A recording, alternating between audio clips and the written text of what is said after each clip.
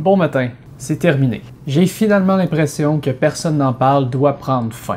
Originairement, j'ai commencé cette série-là pour plusieurs raisons. D'abord pour créer, pour avoir un projet important puis ambitieux à réaliser. C'était aussi pour m'aider à mettre de l'ordre dans mes idées, puis à discuter de toutes sortes de sujets qui intéressaient pas vraiment mon entourage. De discuter autant de toutes sortes de sujets m'a vraiment fait du bien, mais c'est pas éternel. Depuis déjà vraiment très longtemps, j'ai arrêté d'écrire dans le titre de mes vidéos « Personne n'en parle ». Parce que j'avais pas l'impression que c'était le même but, ni le même style de sujet, ni la même présentation. C'était pas la même chose. Puis j'ai plus non plus la même motivation que j'avais. J'ai l'impression maintenant que de faire une vidéo pour la série Personne n'en parle, c'est plus faire un pas vers l'arrière qu'un pas vers l'avant. J'ai l'impression que je suis ailleurs maintenant, puis que d'autres styles de vidéos représenteraient mieux mes intérêts, ma personnalité.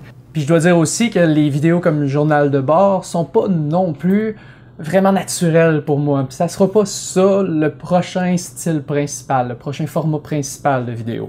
J'ai remarqué que j'aime énormément les discussions, les débats, les sujets tabous. Puis j'adore l'interaction avec vous, puis j'aime embarquer sur un sujet, proposer des hypothèses, faire un peu de recherche pour mieux expliquer mes concepts, mes idées, puis ensuite réaliser que mes idées étaient fausses, puis que je dois juste... ma façon de penser change par rapport à un sujet, puis je dois recommencer une vidéo au complet.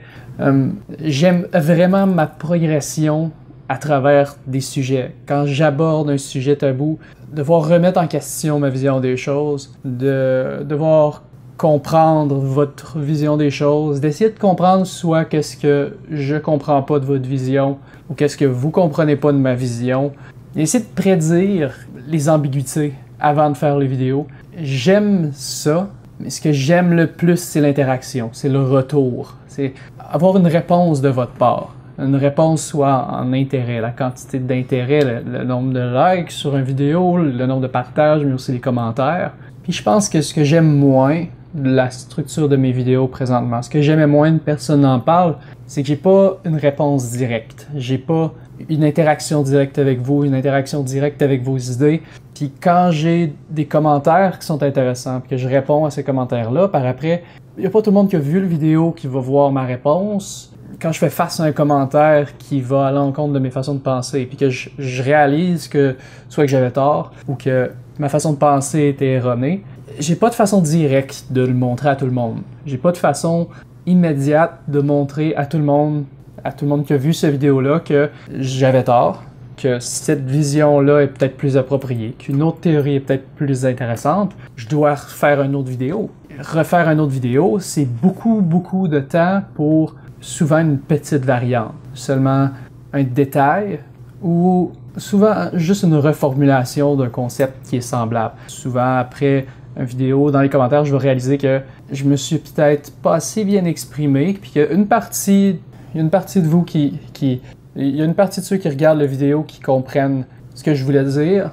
Ils peuvent me donner raison ou me donner tort, mais il y a une autre partie qui ont juste pas compris ma vision des choses, soit parce que ils s'attendaient à ce que je fasse partie d'un groupe de personnes qui ont un préjugé face à ce sujet-là, fait qu'ils sont sur la défensive, fait qu'ils ne voient pas les nuances. Donc, pour toutes ces petites raisons-là, j'aimerais trouver une façon de rester plus en contact, d'avoir une meilleure interactivité.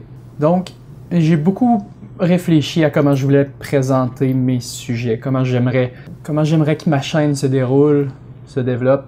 Je considère sérieusement commencer à faire des diffusions directes, des lives, pour aller chercher toute cette interactivité-là qui me manque.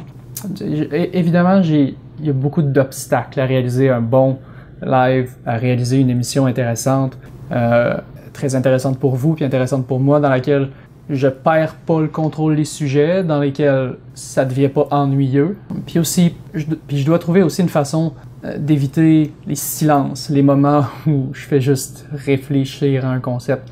Peut-être parce que ce qui m'inquiète, c'est que à un moment ou un autre, dans les lives, je vais pas savoir quoi répondre. Je vais réfléchir à ce que j'ai à dire. Puis pendant que je réfléchis à ce que j'ai à dire, dans une vidéo comme celui-là, je peux seulement le couper. Je peux lire mes notes.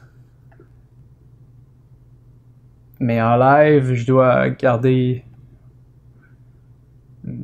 je dois rester spontané. Ça va être une autre dynamique. Puis j'ai quand même pas mal de difficultés à trouver mes mots souvent. Ça dépend des circonstances, ça dépend de quel sujet qu'on parle. Donc c'est sûr que c'est tous des éléments que je dois explorer, c'est des choses que je dois tester. Je dois essayer des approches pour faire des lives. Donc je continue de réfléchir à toutes les façons possibles de faire ça. Puis je pense que la diffusion directe, c'est la meilleure idée, la meilleure façon de continuer. Entre autres parce que justement c'est un défi, c'est pas une réduction de travail. C'est au contraire, c'est retourner à un mode d'amélioration, ce qui n'était plus vraiment le cas avec Personne n'en parle. Avec Personne n'en parle, j'avais ma méthode, j'avais une façon de faire. C'était plus un défi de continuer. Le seul défi qu'il y avait, c'était la constance, la suite, le faire jour après jour. C'était pas un défi de trouver comment faire, trouver comment aborder un sujet, améliorer ma façon de regarder la caméra, lire mes textes, parce que j'ai lu énormément de textes pendant la création de Personne n'en parle. C'est entre autres pour ça la quantité immense de cotes qu'il y avait. C'est un nouveau style de défi. Aussi, la présentation du contenu doit être vraiment différente. C'est encore un projet qui est super ambitieux. C'est ce qui lui donne son intérêt à mes yeux. C'est l'ambition qu'il y a à faire des lives. Le risque que ça apporte aussi est assez intéressant. Mais l'enjeu, au final, c'est l'interactivité, d'avoir des conversations réelles, de pouvoir discuter d'un sujet avec un feedback, une réponse, une interaction directe, de pouvoir voir vos points de vue. Si je comprends pas tout à fait vos points de vue, que vous m'apportez des choses que j'ignorais, je peux aussi aller chercher ces informations-là en direct, aller trouver cette information-là, puis la montrer à tout le monde en même temps.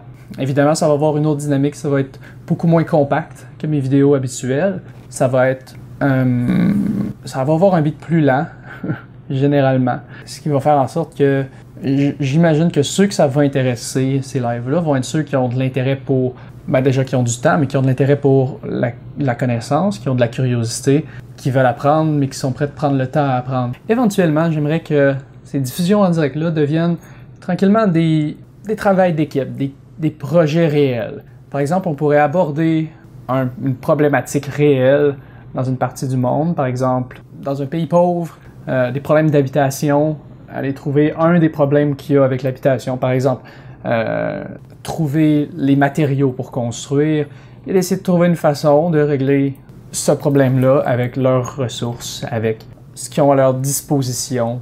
D'essayer de trouver des petites réponses à des problèmes, d'essayer de trouver des solutions à des problèmes qu'ont d'autres personnes qui n'ont pas nécessairement le temps ou l'objectivité ou le recul pour trouver ces situations-là, pour trouver ces réponses-là. Je pense que de faire ça en grand groupe, d'avoir un live, d'avoir une communauté qui vise à explorer des solutions, explorer des concepts, qui est prêt à en discuter, qui est prêt à argumenter de façon intelligente, puis pas seulement de façon émotive. J'ai l'impression que c'est une idée qui a énormément de potentiel, c'est quelque chose que j'aimerais développer. Puis la prochaine étape, la première étape, c'est commencer à faire des diffusions en direct. Donc j'aimerais que vous me laissiez savoir ce que vous pensez de tout ça dans les commentaires. Je vous invite aussi à considérer devenir un abonné Patreon. Ça fait pas une grosse différence dans votre portefeuille, 1 ou 2 $ par mois, mais ensemble, vous pourriez me permettre de continuer d'évoluer vers cette direction-là sans avoir besoin de me soucier de l'aspect financier, de vivre. Ça serait l'idéal pour moi. Je sais que vous êtes au moins 400 à regarder presque toutes mes vidéos, sans exception, à jamais en rater un. Je suis extrêmement chanceux de vous avoir comme supporter. Et à vous seul, vous seriez capable de me faire vivre. Anyway, c'est tout pour aujourd'hui. C'est également tout pour la série Personne n'en parle. Le nom de ma chaîne va changer pour devenir seulement Nicolas Sicard. Et le reste va rester comme ça pour l'instant. Prochainement, je vais terminer mon projet sur l'interface biométrique, sur l'interface humaine. C'est un projet qui est vraiment différent de ce que je fais d'habitude. Les vidéos que je fais avec ça sont vraiment différentes d'habitude. Mais dans mes vidéos, j'inclus aussi des trucs, des conseils, des méthodologies en général, juste des conseils qui vont être utiles à tout le monde. C'est en fait le même genre de conseils que je donnais dans certaines de mes vidéos de personne n'en parle. Seulement, c'est des conseils beaucoup plus appliqués, avec des exemples plus concrets, des résultats plus concrets aussi. Une fois que ce projet-là va être terminé, je vais pouvoir me concentrer comme il faut sur la réalisation des lives, des diffusions en direct. Donc, un peu de patience. C'est un projet qui est super important. Les vidéos, je les fais pas seulement pour YouTube, je les fais aussi pour présenter le concept à la recherche de bourses, à la recherche de financement pour le projet de recherche. Donc, c'est pour ça que c'est pour ça aussi que le format de cette vidéo-là est différent aussi. Il est vraiment une espèce d'entre-deux. Il y a comme deux buts principaux, puis c'est pas les mêmes genres. C'est pas le même but que d'habitude. Donc, ça fait des vidéos qui sont pas comme d'habitude. J'aimerais vraiment que vous me donniez vos idées. Si vous avez des conseils pour les diffusions en direct, si vous avez une idée de comment ça pourrait être idéal, si vous avez connaissance d'outils qui peuvent être pratiques. Aussi, quel genre de dynamisme vous aimeriez que mes lives aient. C'est pas mal ça. Donc, merci beaucoup de votre existence. Passez une bonne journée, passez une bonne semaine, puis à la prochaine. Bye!